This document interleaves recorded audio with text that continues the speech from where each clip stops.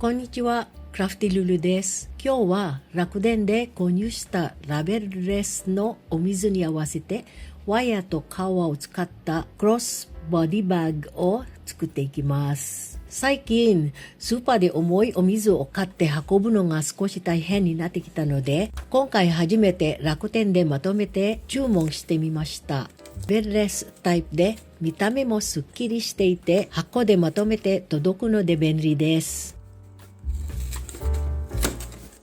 お散歩やお出かけの時にもすぐに持って行けますし、クラフト作業中の水分補給にもぴったりです。私は作業に集中すると水を飲むのを忘れてしまうことがあるので、デスクの近くに置いておけるのも助かります。このお水が気になる方は動画内の商品タグからチェックしてみてください。それではこのボトルにぴったり合うハンドメイドバッグを作っていきます。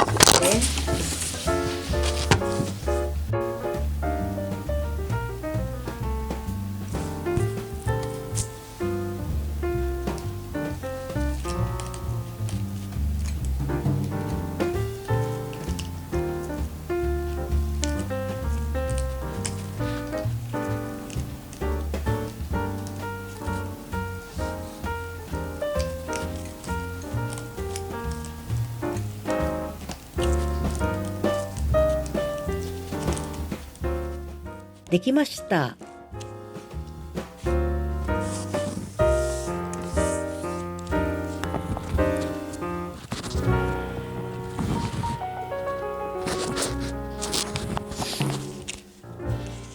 ワイヤーと革を使ってペットボトル用のクロスボディバッグを作りました。ラベルレスのボトルなので見た目もすっきりしていて持ち歩くのが楽しくなるそうです。今日も見てくださってありがとうございました。